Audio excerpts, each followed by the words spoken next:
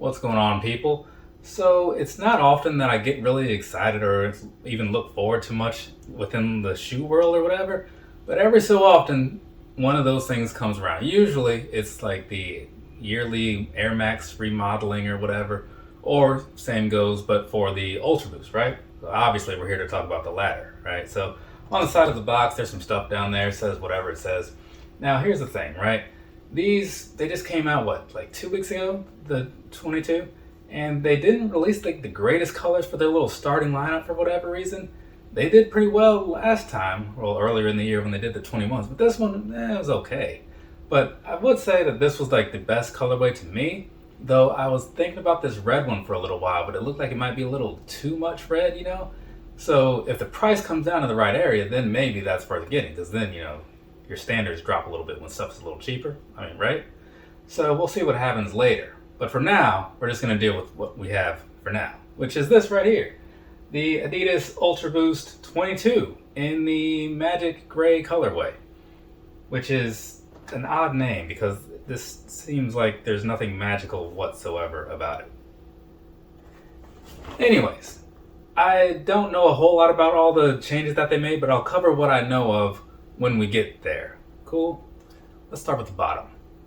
Down across the bottom, what you're seeing right there looks exactly like what you saw last year, well, earlier this year on the 21. So basically, they kind of remodeled some stuff from the 20s and all that good stuff. So you got this LEP, linear energy push, right? So it's supposed to help you get a better stride, more or less, when you're running, because these are more of a running tuned sort of shoe, right? So it just kind of helps guide your foot from the back to the front through each stride and all that crap, right?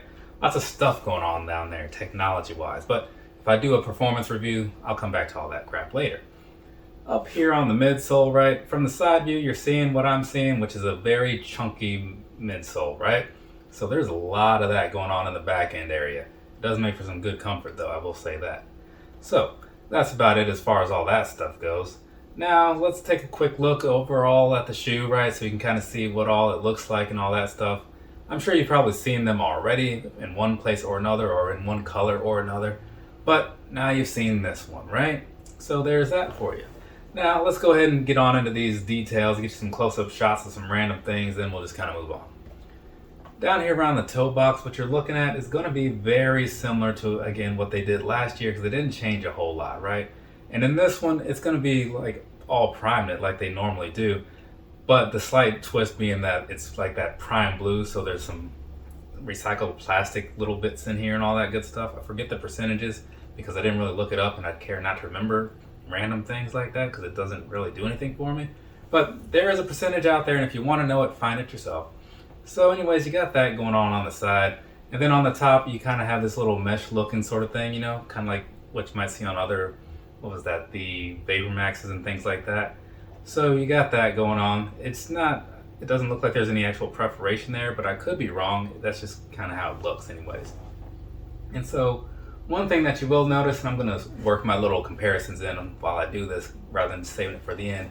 So on the side and all that good stuff, you can kind of see like a bit of a switch up from the way the stitching pattern is, mostly down in this region. So like this upper piece, it's going to be a little smaller than it was on the previous ones, right? So there's one little difference that I noticed. And then we're just going to go ahead and move on back here just a little bit further. So where you have this cage, another another thing with that, behind there, you can kind of see that it also has like that different stitching pattern going on, right? So this one, it looks more like what you see down here on the side, whereas this one was more an extension of what you saw on the upper part of the toe box. So there's that for you. And, same color, because again, this whole thing, you saw it, it's all the same color, right? So, moving back just a little bit more. So the heel cup area, that's going to be very much the same as well. I'm sure different ones will look different ways. This one was all one color and it's kind of shiny. This one, it has a little bit of pink down there, and it's kind of an opaque sort of plastic feel. Feels like pretty stiff. This one had like a more of a fake plastic sort of thing, fake metal made out of plastic, right, to kind of look like metal, kind of like what you see on like the tops of like Jordan 12s, where like the top lace holder things are, that sort of situation. That's what's going on over there. So either way, that's what's happening. Switch this thing around to the back. Everything back there looks to be mostly the same, though it does feel a little bit different, but the visual, you can kind of tell it's all just the same stuff, right? So that's about it. That's about that for like the most of the upper and all that stuff. But let's go jump around back to the front area, talk about these laces and stuff, because there is a little bit of a difference over there in the middle, which you may not have seen. So the laces, first off, right, standard stuff that you've seen before. They are a little bit long, but that's because these aren't laced all the way to the top. But even then, they'd still be, a little lengthy, at least in my opinion, right? And it's just your standard plain flat stuff. Nothing too crazy going on there. But like I was saying, this cage is going to be just a little bit different. So what's holding down those laces, right? If you look on the side, at the bottom you do have this little black piece. On the previous ones, it was all just one solid cage piece, right? So that was a change at the very beginning. And then in the middle areas where you have like the actual lace holes, they're more rounded on these, which makes it a lot easier to kind of redo your laces and all that stuff. Now, I'm not a big lace swap kind of guy or whatever, but every now and then I might not want something tied all the way to the top. Maybe you want to bring it down a notch or something.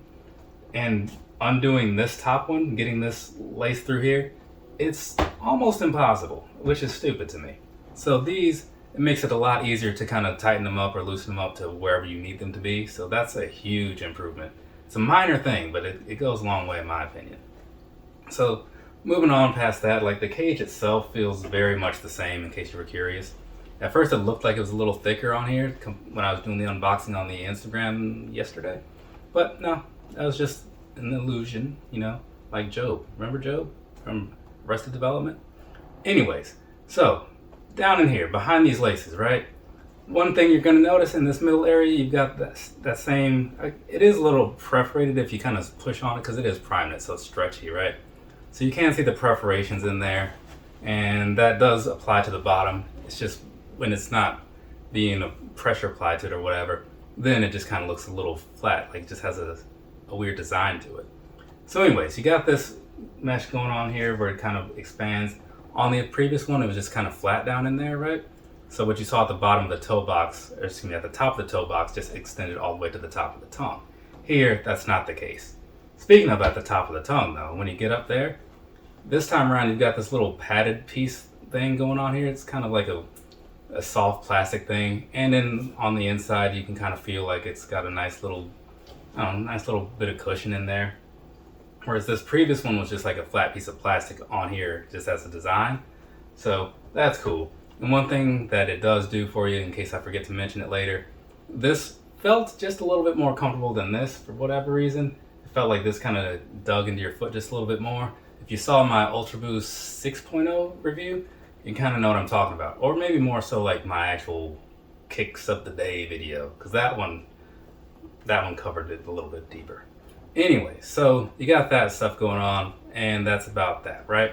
So the rest of it, as far as the upper areas, part of the sock liner goes, kind of has that same sort of elastic thing going on, right? Though it does have seems to have a little bit more padding and stuff on the upper area here than on the previous ones.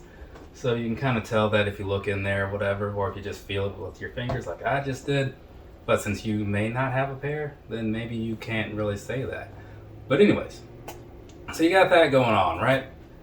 And then looking down on in here, like I was saying, it is nice feeling back here and all that good stuff. Same as it was last year. Kind of has like almost like a nylon neoprene sort of feel on top of all that extra padding, which is a good thing.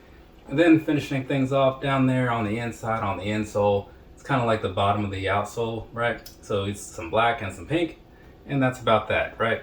You can read the words for yourself, maybe, possibly. Some people reply on things and they're like, I can't read English. I'm like, oh, okay. So then it's like, do I respond to this? Anyways, so moving along, I think we've covered everything there is to talk about with the visual component of the shoe. So I'm going to knock out some personal thoughts real quick, and then we'll show you the on beats and the sizing. I say we like someone else is here. It's not. It's just me. So I think these are looking pretty decent, right? And I say that because they look exactly like the last year ones for the most part from a distance, right? So that's cool, because I thought those came out pretty decent. The problem just being that the colorway choices is really what's going to drive the sales, in my opinion. I think the first wave of people that buy these are people that are like me and just curious to see what the new thing is all about, but not really like the people that are just casual buyers, right? Unless you're really just needing a new pair, I feel like these are just going to sit around and go on sale or whatever, which they kind of deserve to because they're a little pricey, right? I mean, $190, I think it was, for something that has really not changed from the last version. I don't know that I can see how they justify that. But either way, as far as this goes, right? I'm cool with the look because I was cool with it last year, so it'd be weird to not be cool this year. And then past that, as far as just like the shoe itself, right? It was a good feel then, and I'm going to get into that in a second to talk about how it feels and all that good stuff. But spoiler alert, thumbs up all around. So there's that piece of it. Overall, again, the only complaint that I have is just the lack of color choices. Maybe if they start doing like a Nike by you sort of thing and let you customize, or just make better colors. But we'll see. Usually Adidas goes all out like in another 2 or 3 months or something. When things start to get a little warmer, then they start bringing out all the colors. So we'll see what happens though. I don't know. But anyways, so let's go ahead and move on past that. And one thing real quick that I wanted to say, because I didn't really get into it before, down here where on the inside of this cage, like where the material is, because I didn't notice it before, but you have a very faint 3 stripes on the actual stitching too. So it's kind of a nice little touch, you know. It almost makes it look like it's, you know, I don't know how to describe that, but you can see it. So anyways, now, that sizing thing I talked about, we're going to do that. I think that these are a true to size fit, right? I put that up front so people don't ask. Now, I buy my shoes in a 9.5 because my foot size is a 9.5, and these are working out exactly like I want them to. In the past, I know a lot of people used to say that the Ultraboosts were super snug and all that good stuff. These don't seem to have that same feeling, and a lot of that I think comes down to it being a slightly different material, right?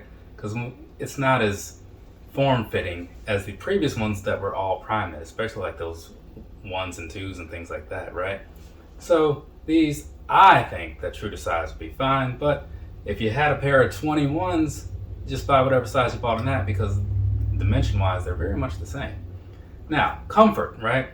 We'll go with the midsole first. So the midsole, again, feels just like it did last year, which if you didn't have any of those is really good. If you're into Boost, you're gonna like these. It's not as squishy as before, so it's stiffer than that, right? Not crazy stiff, but you've got some stability under there, which is kind of a good thing, especially since this is a running tuned shoe. You don't want it to be too squishy, right?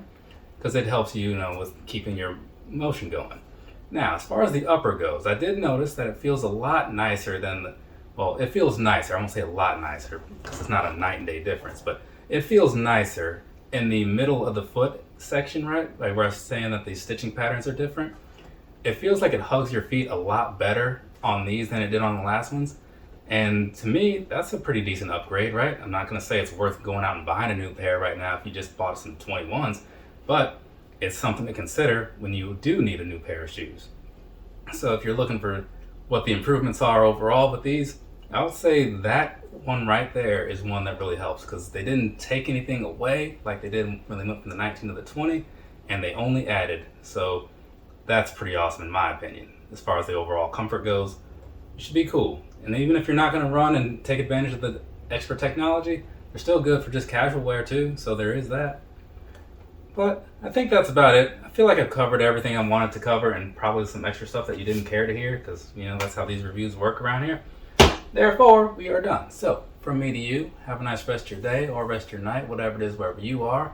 I now have to do a review over some 991s, then opening a box of some action figures that I don't remember buying so much. That's my life, people. Later, people.